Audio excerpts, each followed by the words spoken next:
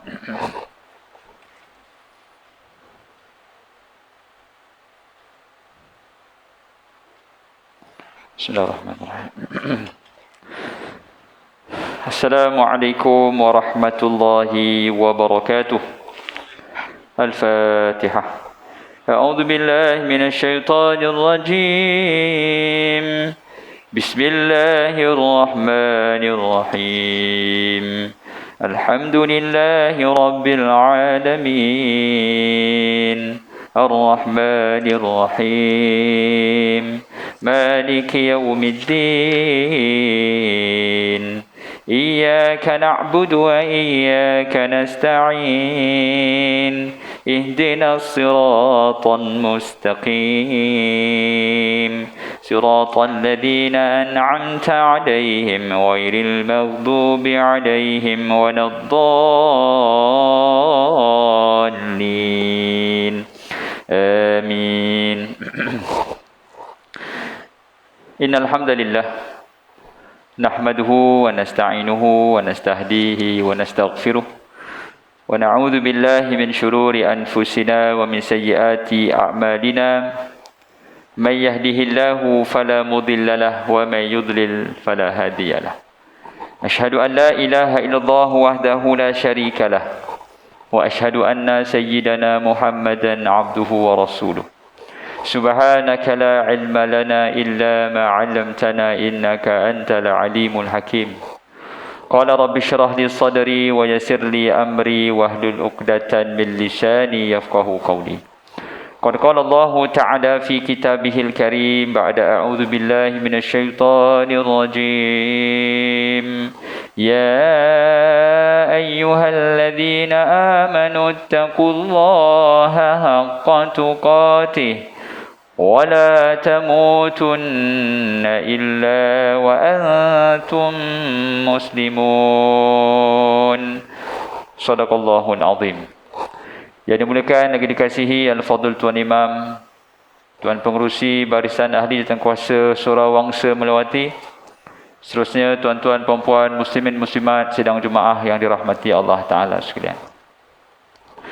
Pertama dan selamanya kita merafakkan syukur pada Allah Subhanahu wa Ta'ala, kerana dengan keizinannya dapat sama-sama kita bertemu pada malam yang berbahagia pada malam ini.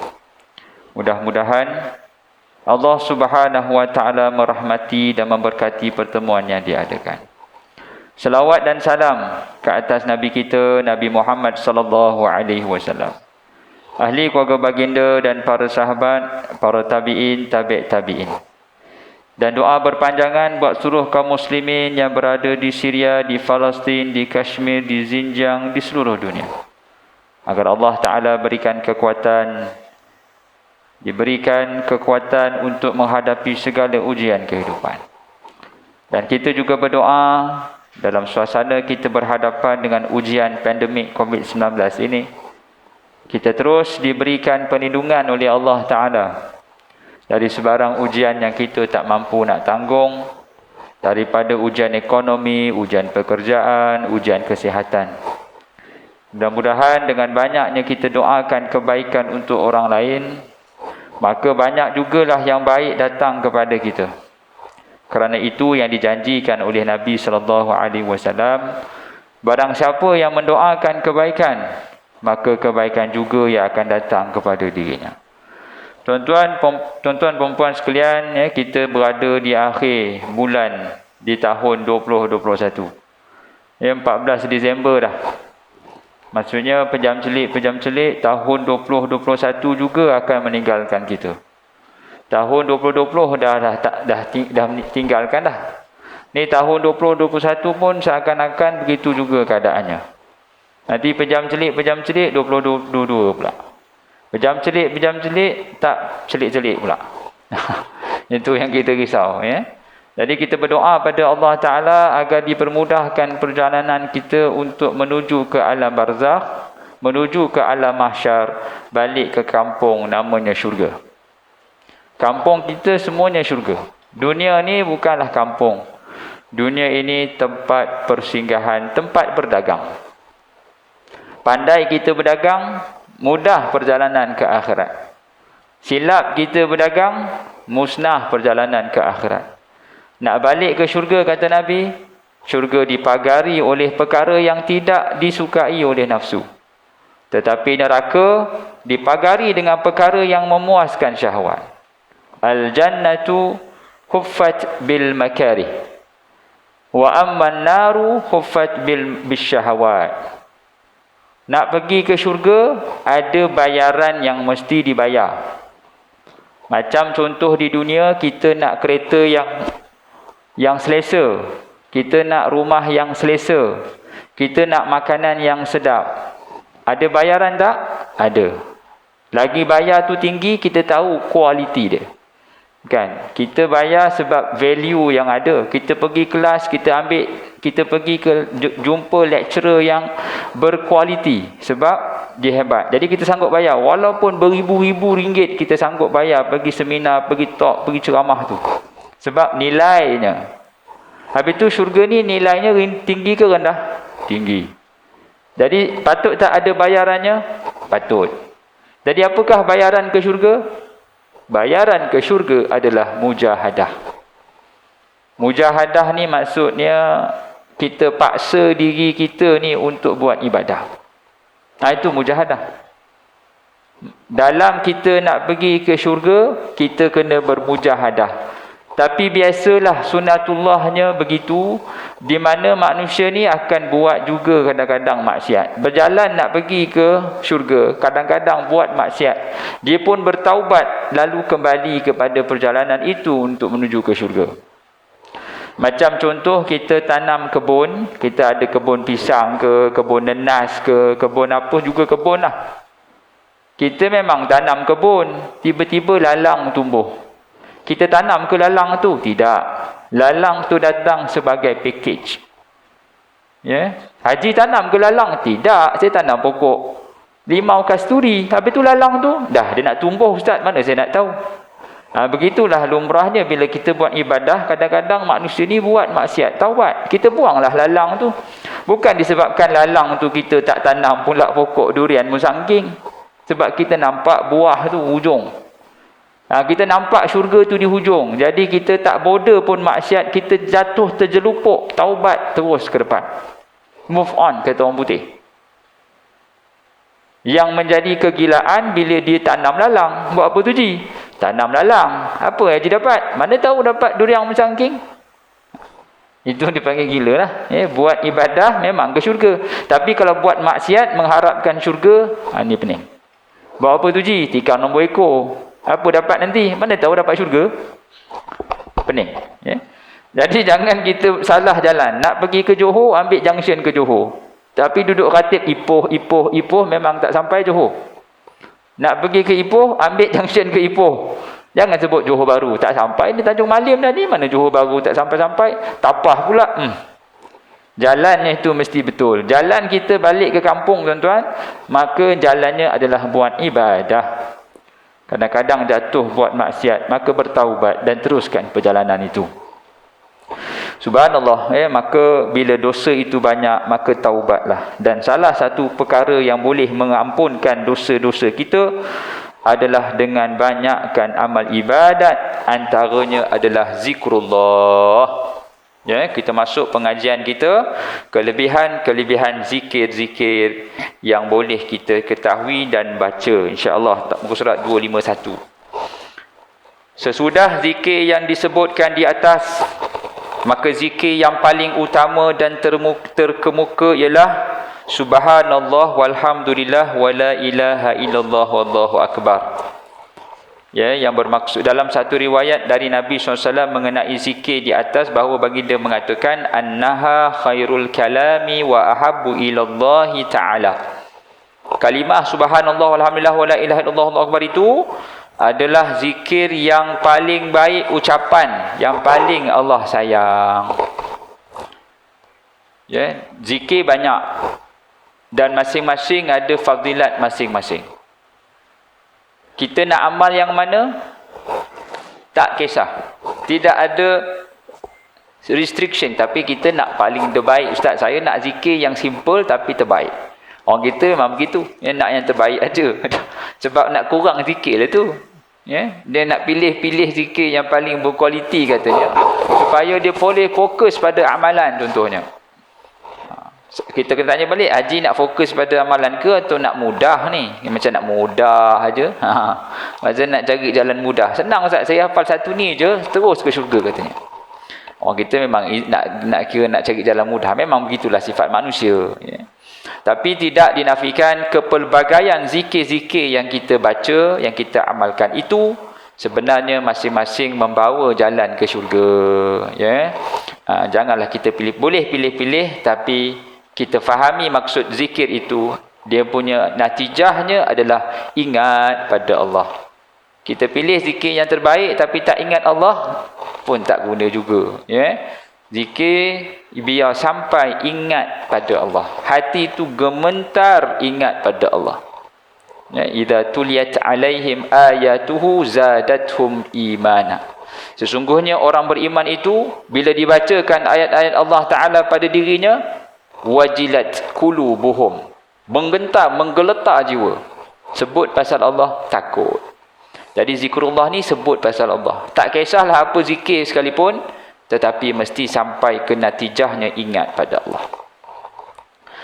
Sabda Nabi SAW, la an aqula subhanallah walhamdulillah wa la ilaha illallah wallahu akbar ahabbu ilayya mimma tala'at alaihi syams.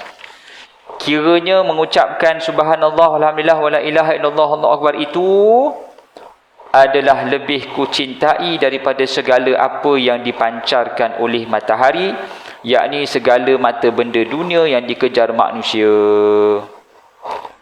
Dengan membaca subhanallah walhamdulillah wala ilaha illallah wallahu akbar itu, Nabi kata itu paling aku suka daripada mendapat dunia dan seisinya. Cuma kita tak boleh fikir dengan akal macam manakah dengan lafaz itu boleh mengatasi apakah ataupun boleh mengatasi kenikmatan dunia. Sukar. Hanya saja orang yang menghayati saja boleh tahu. Yang menghayati dengan mata hati. Dengan mata kepala memang tak jumpa. Apa faedahnya Ustaz? Baik dapat rumah banglo, meniaga, bisnes, dapat duit, income banyak, baru je puas hati. Ini berzikir je apa dapat? Katanya. Sebab dia pandang dengan mata kepala. Benda agama kena pandang dengan mata hati. Hati yang perlu berbicara. Hati yang nampak sampai ke syurga. Subhanallah. Dalam satu riwayat yang lain, Nabi SAW telah bercerita. Katanya, laqaitu Ibrahim alaihi salam lailata usriya bi faqala ya Muhammad akri ummataka minni salam wa akhbirhum annal jannata tayyibatut turbah azbatul ma wa annaha qi'an wa anna ghirasaha subhanallah walhamdulillah wa la ilaha illallah Allahu akbar. Pada malam aku diisrakan, yakni naik ke langit, aku telah bertemu dengan Nabi Ibrahim AS. Lalu beliau bercakap, berujar, wahai Muhammad, sampaikan salamku kepada umat kamu dan beritahukan mereka bahawasanya syurga itu subur tanahnya, tawar airnya, dan wa turbatul wa tayyibatul turbah wa azbatul ma, dan wa annaha qi'an, dan ia ada bendang yang menjadi tanamannya adalah subhanallah walhamdulillah wala ilaha illallah wallahu akbar. Dalam syurga ni tanahnya subur. Kata Nabi Ibrahim kepada Nabi Muhammad pada malam Isra wal Mi'raj, sampaikan salam aku pada umat kamu bahawasanya syurga ini sifatnya sekian dan tumbuh-tumbuhannya, tanam-tanamannya adalah subhanallah walhamdulillah wala ilaha illallah Allahu akbar. Dan kita kena fahamlah, nak faham hadis ini jangan dipandang dengan mata kepala, kerana syurga itu tidak sama dengan apa yang kita bayangkan. Tak sama. Buah-buahan yang disebut dalam Quran, dalam syurga ada pisang, dalam syurga ada anggur, dalam syurga ada buah delima, buah tin. Jangan kita bayangkan buah kita tu. Alah Ustaz, tak naklah masuk syurga sebab buah pisang apa ada. Sebab dia bayangkan pisang yang tak masak ataupun pisang yang lebam-lebam tu. Pisang dalam syurga berbeza daripada pisang dunia. Jangan disamakan. Kemudian baginda berkata lagi tentang 4 perkataan ini. Siapa yang mengucapkan akan ditanam baginya tiap-tiap perkataan sebatang pokok, yakni di dalam syurga. Subhanallah walhamdulillah wala ilaha illallah Allahu akbar, satu pokok. Subhanallah walhamdulillah wala ilaha illallah Allahu akbar, dua pokok. Kalau dia sembahyang tasbih 300 pokok siap. Setiap malam dia tasbih. Penuhlah pokok tu. Pokok tu merujuk kepada perbendaharaan syurga lah, nikmat syurga yang bakal dia dapat. Sekali peristiwa Nabi SAW berkata kepada Abu Darda, baginda bersabda, "Qul subhanallah walhamdulillah wala ilaha illallah Allahu akbar wala haula wala quwwata illa billahil aliyyil azim fa innahunnal baqiyatus salihat wa hunna yahtutnal khataya kama tahuttus syajaratu waraqaha." Ucaplah subhanallah walhamdulillah wala ilaha illallah Allahu akbar wala haula wala quwwata illa billahil aliyyil azim, kerana sesungguhnya ia adalah al-baqiyatus salihat, iaitu amalan-amalan yang kekal lagi soleh, dan ia akan menggugurkan semua dosa seperti gugurnya daun daripada pohon. Yang ni ayat ni kita baca dalam suratul Kahfi. Al-malu wal-banuna zinatul hayatid dunya wal baqiyatus salihatu khair. Harta dan anak-anak ini perhiasan dunia, tetapi al-baqiyatus salihat itu lebih baik. Harta dan anak baik tak? Baik. Suka tak kita? Suka. Tetapi kata Nabi, kata Allah Ta'ala, itu memang kamu suka, tapi ada perkara yang lebih baik untuk kamu fokuskan. Apa dia? Al-baqiyatus salihat. Al-baqiyatus salihat tu apa? Zikrullah, subhanallah, walhamdulillah. Gitu. Ya. Benda itu yang patut difokuskan. Siapa yang beritahu? Empunya alam ini beritahu. Ialah bukanlah berarti kita tinggalkan anak kita, tinggalkan harta dunia, apa urusan perniagaan yang kita buat tu kita tinggalkan. Tidak. Tetapi nak cerita keutamaan, dia punya kelebihan adalah wal baqiyatus salihat. Sebagaimana Allah letakkan susunan al-mal, al-banun, al-baqiyatus salihat. Harta mengatasi cinta kepada anak-anak. Ialah kita memang sayang anak. Masa dia kecil, kita sanggup habiskan duit untuk besarkan dia. Masuk sekolah, masuk universiti, hantar pergi naik kuda, memanah, main piano, pergi taekwondo, berenang, semua kita bagi. Dia pun pening, ayah nak suruh saya jadi apa, semua benda pun saya buat. Apa-apalah kau nak jadi, tapi ayah bagi siap-siap dulu, bagi kau berasa. Ya, dia kata, baik berenang kat sungai je, swimming pool, payahlah ya. Tak apalah kau belajar je. Bila dah besar, kita masuk universiti. Bila dah kahwin, kita kahwinkan. Sampaikan ke peringkat dia bekerja. Di situlah di mana limitnya. Ya, sampai dia bekerja, mungkin dia masih pau duit kita, maka kita pun sound lah. Kau ni ayah dah kerjakan kau, ayah dah besarkan, dah kahwinkan, dah hantar sekolah, dia hantar mesti dan dah kahwinkan. Takkan kau nak duduk lagi rumah ayah ni? Tak pandai-pandai, tak ada fikir nak cari rumah lain ke? Kan? Ya. Maksudnya bapak pun sampai ke peringkat engkau pergi cari rumah sewa. Pandai-pandai lah kau nak hidup di sana. Engkau ni dah anak kau sini, bini kau sini, susah lah. Anak tu pun baiklah ayah saya keluar. Anak tu kalau boleh nak duduk dengan ayah dia pasal free. Tapi sebab ayah pun fikir sampai bila kau nak duduk dengan aku, kau pergi pindah. Kau tak bagi duit satu hal, kau pau duit aku pula. Katanya. Makan pun tak pernah nak top up, aku juga yang bagi. Elok berdikari. Jadi kalau anak tu sampai ke peringkat dia menghabiskan harta kita, maka di situlah limitnya. Al-mal wal banun. Harta itu lebih dicintai manusia berbanding anak. Anak tu ada cinta tapi ada limit. Tapi cinta pada harta tak ada limitnya. Kerana manusia kalau nak mati pun dia masih sayang lagi hartanya. Tetapi kata Allah wal baqiyatus salihat. Amalan soleh, zikrullah itulah yang mengatasi harta dan anak-anak. Ya. Maksudnya dengan harta kita kena banyak ingat Allah, dengan anak kena banyak ingat Allah. Subhanallah, ketika menerangkan keutamaan bacaan la haula wala quwwata illa billahil aliyyil azim, baginda pernah bersabda, innaha kanzun min kunuzil jannah wa innaha dawa'un min tis'atin wa tis'ina da'an adnahal alham. Sesungguhnya ia adalah perbendaharaan dari perbendaharaan syurga, dan ia juga adalah penawar bagi 99 penyakit. Yang paling ringan adalah penyakit kemurungan. Baca apa? La haula wa la quwata illa billahil aliyyil azim. La haula wa la. Baca. Itu boleh mengurangkan paling tidak kemurungan. Masalah depression. Zaman sekarang banyak tak depression? Banyak. Depresi ataupun stress depression ini merupakan masalah yang sangat besar di kalangan orang-orang anak-anak muda zaman sekarang. Stres. Sikit-sikit stres. Bukan budak muda saja, budak darjah 1 pun stres. Ialah zaman saya dulu, saya ingat belajar darjah 1 ni ABC je. ABC 1, 2, 3. Sekarang ni budak darjah 1, kemahiran berfikir aras tinggi. Dia pula nak kena bezakan cakap ni cakap apa. Sudah. Dia dah patut masuk darjah 1 mesti boleh membaca dan boleh mengira dah. Zaman saya dulu darjah 1 ni hanya kenal huruf je dulu.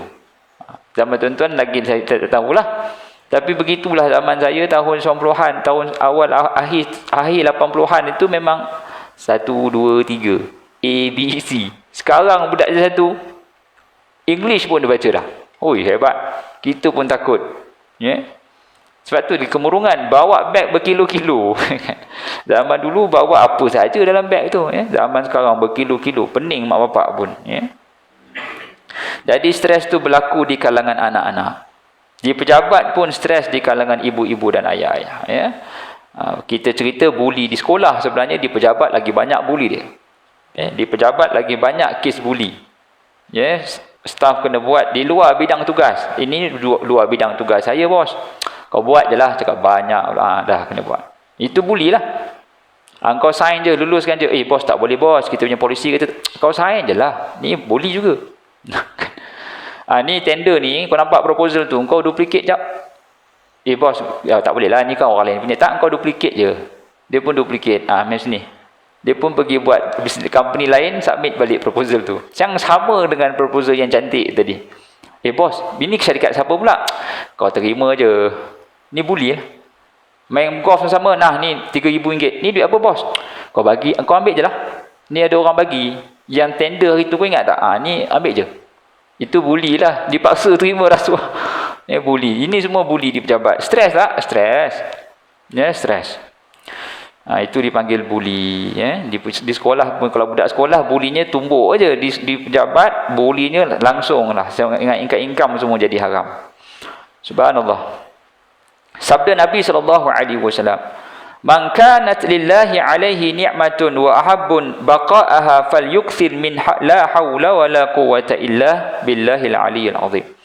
Siapa menerima suatu nikmat daripada Allah dan dia ingin nikmat itu kekal, maka hendaklah dia banyak baca la haula wala quwwata illa billahil aliyyil azim. Jadi kita boleh baca selain pada subhanallah walhamdulillah wala ilaha illallah Allahu akbar, kita top up wala haula wala quwwata illa billahil aliyyil azim. Cuma tempo dia tu mungkin sedikit lain lah. Subhanallah walhamdulillah wala ilaha illallah wallahu akbar wala haula wala quwwata illa billahil aliyyil azim. Subhanallah. Tempo dia lain pula, ustaz. Boleh tak letakkan di ujung la haula wala? Boleh. La haula wala tu kita buat zikir lain. Tapi nak baca subhanallah sebab tempo tu sedap katanya. Dia tanya balik, kita ni zikir sebab sedap tempo ke atau sebab manfaat zikir tu? Maksudnya kita seronok dalam zikir tu, subhanallah. Tak apa-apalah, yang penting kita combinekan. Sebab kalau kita nak nikmat yang kita ada kekal, maka bacalah la haula wala. Kita nak sihat panjang, la haula wala quwwata illa billah. Kita nak apa sahaja nikmat yang berkekalan, kita bacalah itu. Sabda Nabi SAW, ahabbul kalami ilallahi subhanallahi bihamdih. Bicara yang amat dicintai oleh Allah adalah subhanallah wa bihamdih. Nabi SAW pernah ditanya, ayul kalami afdal? Qala mastafallahu limalaikatih subhanallah wa bihamdih. Bicara apakah yang paling utama? Baginda menjawab, bicara yang dipilih oleh Allah untuk para malaikatnya, iaitu subhanallah wa bihamdih. Sabda Nabi lagi, man qala subhanallah bihamdihi ughrisat lahu nakhlatun min fil jannah wa man qala mi'ata marratin kutibat lahu alfu hasanatin wa huttat anhu alfu khati'ah. Siapa yang mengucapkan subhanallah wa bihamdih satu kali je, akan ditanamkan baginya suatu pohon di syurga. Jika ia ucapkan 100 kali pula, maka baginya 1000 kebaikan dan digugurkan daripadanya 1000 kejahatan. Allahu Akbar. Sememangnya Allah sangat sayang pada orang yang ingat pada dirinya. Ya, orang zaman dulu dia boleh fokus pada zikir, dia tak kisah dunia dah. Ya, ulama-ulama tasawuf tuan-tuan, dia boleh duduk pegang tasbih itu pagi sampai petang. Dia tak kisah yang lain dah. Dah cukup selesai pun semua, rumah, hutang, kereta semua selesai, dah ayah nak duduk masjid. Dia boleh duduk masjid tu pagi sampai malam. Sebab dia kenangkan fadilat beramal itu. Maksudnya ialah kadang-kadang kita punya perspektif kita berbeza, cara kita pandang dari sudut berbeza, maka lainlah tindakan kita. Orang yang pandang perspektif zikir ini adalah daripada Allah empunya alam ini, maka dia akan buat bersungguh-sungguh kalau dia pandang daripada sudut itu. Allah empunya alam yang suruh kita buat, apa lagi yang kita nak? Kalau Tuanku Sultan Selangor suruh aku buat benda tu, maksudnya itu arahan yang paling ultimate sekali. Maka kita buat sebab kita tahu ada arahan daripada Sultan. Contoh. Sampai sekarang Selangor masih lagi ada SOP dia. Ya? Kalau di KL mungkin dah sedikit lenggang. Di Selangor masih lagi ketat sebab arahan daripada Sultan. Jadi sama juga bila kita tahu ini adalah arahan daripada Allah Ta'ala ataupun option pilihan daripada Allah, kita grab dan pegang. Dan cara melihat itulah menyebabkan ada orang boleh beramal siang, malam, pagi, petang. Sebab dia nampak sisi sudut besarnya mengingati Allah Ta'ala itu. Subhanallah. Sabda Nabi lagi, man qala hina yusbihu wa hina yumsi subhanallah wa bihamdihi mi'ata marratin lam ya'ti ahadun yawmal qiyamah bi afdala mimma ja'a bihi illa ahadun qala mithla ma qala aw zada alayhi. Siapa yang mengucapkan setiap pagi dan petang subhanallah bihamdihi 100 kali, nescaya tiada seorang yang datang membawa amal pada hari kiamat seperti yang ia bawa, kecuali jika orang itu mengucap sama seperti apa yang diucapkan atau lebih daripada apa yang diucapkan. Siapa baca 100 kali pula, martabat dia lain daripada orang lain. Melainkan orang itu dia dapat bacaan yang sama, bahkan dia baca lebih. Kalau dia baca lebih, dia lagi tinggi. Apa dia? Subhanallah wa bihamdih. Siapa yang nak bagi ganjaran ini? Allah. Allah yang akan memberi ganjaran yang memiliki, yang empunya alam ini. Subhanallah. 100 kali.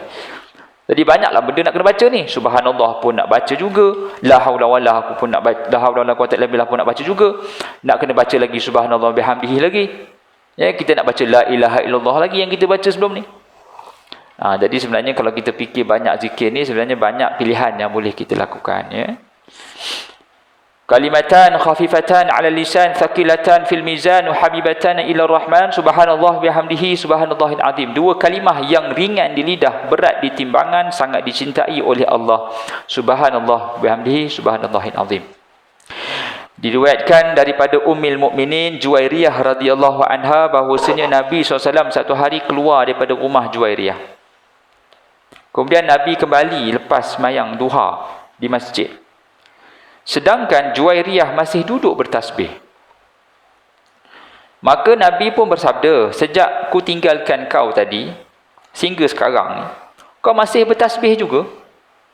Maka jawab Juwairiyah, benar. Maka kata Nabi lagi, sebenarnya sejak ku tinggalkan engkau tadi, aku telah mengucapkan 4 kalimah sebanyak 3 kali, yang mana 4 kalimah itu kalau ditimbang apa yang kau sedang tasbih ni, maka ia lebih berat. Maka tergamamlah Juwairiyah, isteri Nabi SAW, Sayyidatina Juwairiyah. Maka kata Nabi SAW, kalimah itu adalah subhanallah bihamdihi adada khalqi wa ridha nafsihi wa zinata arshihi wa midada kalimatihi.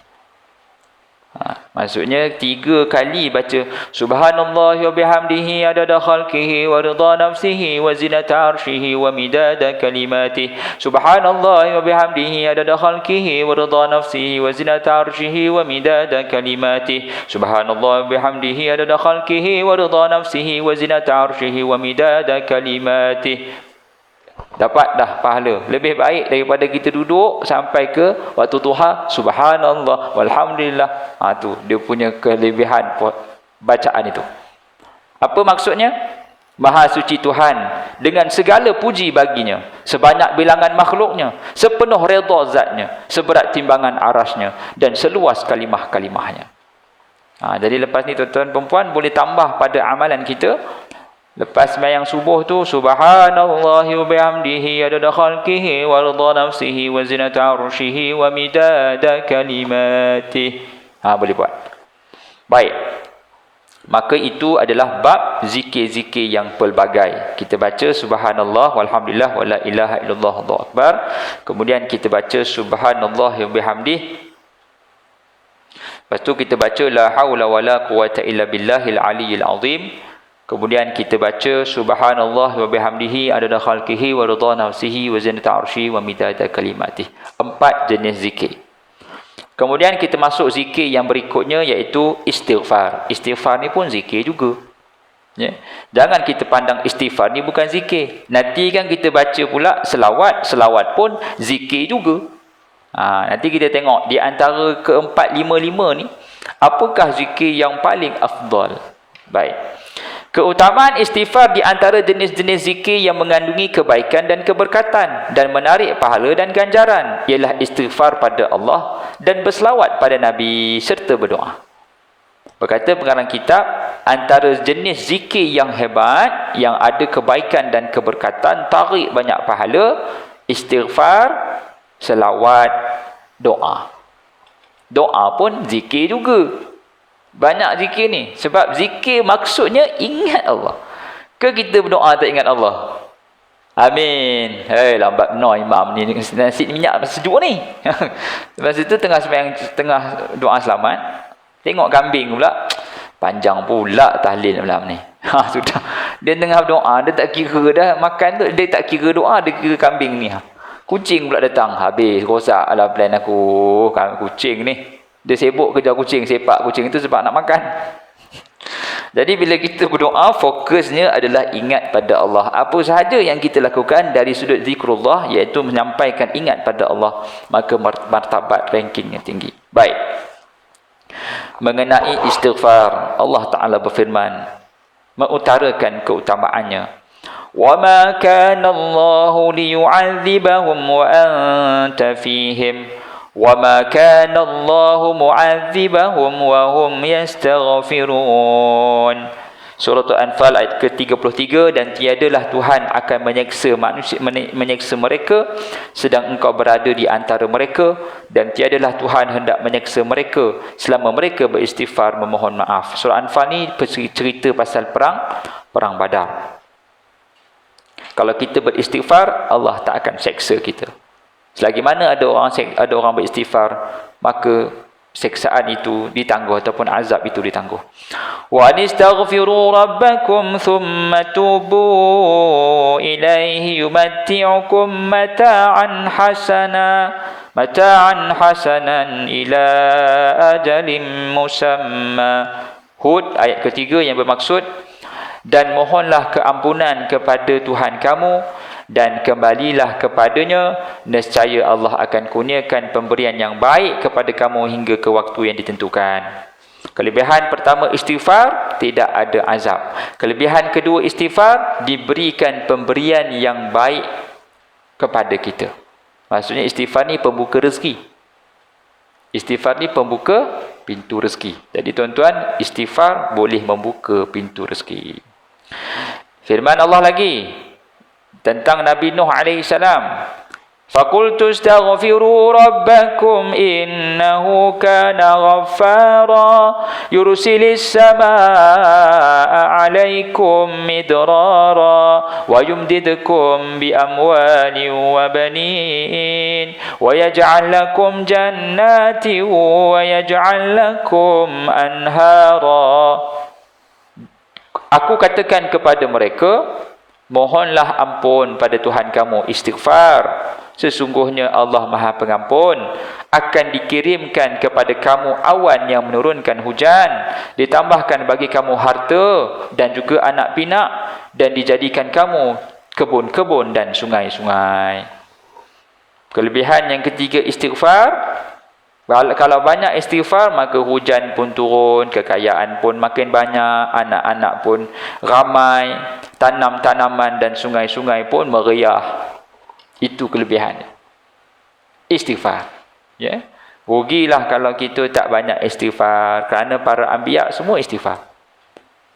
Nabi Nuh istighfar, Nabi Yunus istighfar, Nabi Adam istighfar, Nabi Muhammad SAW lagi juga beristighfar. Firmannya lagi, وَمَنْ يَعْمَلْ سُوءًا أَوْ يَظْلِمْ نَفْسَهُ ثُمَّ يَسْتَغْفِرِ اللَّهَ يَجِدِ اللَّهَ غَفُورًا رَحِيمًا. Barang siapa yang mengerjakan kejahatan atau menganiaya dirinya, kemudian dia memohon ampun pada Allah, nescaya ia akan mendapati Allah itu Tuhan yang Maha Pengampun, Maha mengasihani. Surah An-Nisa ayat ke-10. Kelebihan yang keempat, orang yang istighfar pasti akan mendapat pengampunan Tuhannya.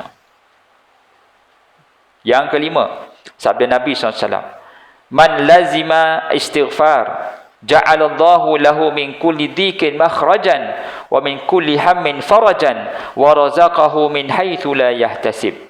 Siapa yang biasakan dirinya istighfar, nescaya Allah akan lapangkan dirinya dan segala kesusahannya, dan melepaskannya dari kesukaran, dan akan memberinya rezeki daripada sumber yang tidak disangka-sangka. Kelebihan yang kelima, tuan-tuan sekalian, istighfar itu melapangkan dirinya daripada susah, melepaskan dirinya daripada kesukaran, memberikan rezeki daripada sumber tidak disangka-sangka. Allahu Akbar. Secara asasnya istighfar ni dah makin dominan, mendominasi zikir yang tadi tu. Ya, sebab keampunan pun dapat, lapangkan diri daripada kesusahan, lepas daripada kesusahan, rezeki pula melimpah ruah. Dunia pun dapat, akhirat pun dapat. Istighfar. Ya. Tuba liman wajada fi sahifatihi istighfaran katsira. Nabi SAW bersabda lagi, berbahagialah orang yang mencatat, yang tertulis istighfar yang banyak dalam buku catatannya. Tuba ni berita gembira. Tuba lil ghuraba, berita gembiralah bagi orang yang asing. Tuba liman wajada fi sahifatihi istighfaran katsira. Berita gembira bagi siapa yang ada dalam kitab, dalam buku catatan amalannya istighfar yang banyak. Jadi jangan kita buang masa, tuan-tuan dan puan. Istighfar kena kasih kemah. Kena kasih kemah, tuan-tuan. Ya. Kita hidup kita ni banyakkan istighfar. Duduk saja istighfar. Duduk tenang aja, astaghfirullah. Astaghfirullah Rabbal baraya. Istighfar. Tengok pasal malam, astaghfirullah minal khataya. Pergi morning walk, astaghfirullah Rabbal baraya. Sekali tertengok janda, astaghfirullahalazim. Cantik pula dah. Istighfar dulu, ya. Astaghfirullahalazim. Tertengok janda kenalah istighfar, ya. Kenapa abang kita beristighfar? Lain tempo dia. Tak macam mana, dah lama dah tertutup dah peluang, tak ada peluang. Kot masa muda lagi ada peluang tu, boleh intai-intai, tapi dah tutup, dah nampak gayanya. Dia rasa tak adalah. Kan? Istighfar je lah. Kita bagi orang muda je lah katanya. Ada juga pergi pasal Ramadan, astaghfirullahalazim katanya. Dia suka benar pergi bazar Ramadan. Hari-hari pergi bazar Ramadan, bukan membeli pun. Dia kata istighfar katanya. Cuba menengok kan, ramai orang yang cantik-cantik jual. Kadang-kadang bau sabun rambut tu kuat benar. Kita pergi bazar Ramadan, ya dia saja je kibas-kibas rambut dia. Bau sabun, shampoo semua bau. Ni apa masalah? Kita pun astaghfirullahalazim, astaghfirullahalazim. Mata kita kena kawal lah. Ya? Itu masalah tu, itu yang susah tu. Dia kata bukan susah ustaz, itulah sebab nak kena istighfar. Sebab tu pergi bazar Ramadan kata. Masalah betul. Ni bukan orang di sini ni. Ini dia melewati. Masa melewati tak apa. Melewati yang masalahnya. Baik. Sabdanya lagi. Man qala astaghfirullah. Dah isyak belum? Sikit lagi 23. Oh 23. Baik. Man qala astaghfirullah fi yawmin 70 marratan ghafarallahu lahu 700 dhanbin wa qad khaba 'abdun aw amatun yudhnibu fi yawmin wa lailatin akthara min 700 zanbin. Siapa yang mengucapkan istighfar setiap hari 70 kali, nescaya Allah akan ampunkan daripadanya sebanyak 700 dosa. Alangkah duka citanya lelaki atau perempuan yang membuat dosa pada sehari semalam lebih banyak daripada jumlah itu. Gitu. Ya, maksudnya kalau kita istighfar 70 kali, keampunannya 10 kali ganda. 70 kali 10, 700 kali ganda. Ya, dia punya fadilat. Wallahi inni la astaghfirullah wa atubu ilaihi fi yawmin aktsaru min 700 marratan. Demi Allah, aku sentiasa istighfar kepada Allah dan bertaubat kepada Allah pada setiap hari lebih daripada 70 kali. Siapa yang bercakap ni? Rasulullah SAW. 70 kali, tuan-tuan. Jadi jangan pernah kita kurang daripada 70 kali. Kalau kita yakin dan kita percaya pada sabda Nabi ini, maka istighfarlah lebih daripada itu. Subhanallah. Sabda Nabi lagi, ala ukhbirukum bidaikum ala inna da'akumuz dzunub wa dawa'ukum istighfar. Maukah kamu aku beritahu tentang penyakit kamu dan penawarnya? Ingatlah bahawasanya penyakit kamu adalah dosa dan penawarnya adalah istighfar. Umat akhir zaman, umat Nabi Muhammad SAW ni, Nabi kata penyakit yang paling susah sekali, yang paling senang nak hinggap pada manusia adalah dosa. Caranya taubatlah, penyembuhnya. Faqala iblis, wa izzatika wa jalalika ya rabbi la abraha aghwi ibadaka ma damat arwahukum fi ajsadihim. Faqala Allah, wa izzati wa jalali la yarihtu aghfiru lahum mastaghfaruni. Berkata syaitan, demi kemuliaan dan kebesaran engkau, wahai Tuhan, aku tidak akan berhenti sejenak pun daripada menggoda hamba-hambamu selagi nyawa mereka di kandung badan. Lalu Allah pun berfirman, demi kemuliaan dan kebesaran aku akan terus mengampunkan mereka selagi mereka memohon ampun kepada aku. Tuan-tuan dan puan, janji Allah Ta'ala pada kita ni, apa juga dosa yang kita buat, kalau kita minta ampun, layak untuk diampunkan. Apa sahaja dosa yang kita buat, tuan-tuan dan puan, kalau kita minta ampun, layak. Tapi dengan syarat kita minta ampun sungguhlah. Ya. Syarat minta ampun di sisi Allah Ta'ala, pertama, minta ampun, minta. Yang kedua, menyesal. Yang ketiga, benci pada maksiat itu. Yang keempat, berjanji tak akan ulangi. Itu syarat taubat nasuha. Buat lagi dosa, tapi dosa lain lah. Bertaubat, berjanji tak nak buat, benci pada maksiat. Dia kena ada sampai ke peringkat itu, benci. Kalau masa muda pernah banyak dosa kita buat, maka kita bertaubat. Jangan dikenang-kenang, jangan ditayang-tayang, jangan disebut-sebut. Ini disebut, ustaz, saya ni bukan apa, tengok budak muda zaman sekarang mabuk minum 1 botol, saya dulu 7 botol, tak mabuk-mabuk katanya. Tak payah ceritalah 7 botol haji champion tu. Itu mungkin masa belajar di UK ke US ke, Mak Saleh tu ajak pergi kelab malam, dia minum. Itu zaman muda tu haji. Zaman sekarang ni move on, tinggalkan. Hanya suruh hanya bertaubat pada Allah. Jadi tuan-tuan dan puan, begitulah lebih kurang tafsiran dan kupasan kita pada malam ini. InsyaAllah kita akan sambung pada seri yang akan datang pada bab istighfar sikit lagi, kemudian masuk pula keutamaan selawat dan salam ke atas Nabi. Jadi zikir-zikir yang kita bicarakan, subhanallah, kemudian kita baca la haula wala quwata illa billah, kemudian subhanallah bihamdihi, kemudian kita baca subhanallah bihamdihi adada khalqihi wa ridha nafsi wa zinata arsy wa midada kalimatihi, kemudian kita istighfar. Semua ini adalah zikrullah. Marilah sama-sama tuan-tuan dan puan, kita kemaskan amalan kita di akhir-akhir tahun ini. Kita mempersiapkan diri kita untuk masuk tahun 2021 dengan merancang untuk banyak berzikir pada Allah Ta'ala. Aqulu madza tasma'un. Aqulu qawli hadza wa astaghfirullahal azim li wa lakum. Wassalamu alaikum warahmatullahi wabarakatuh.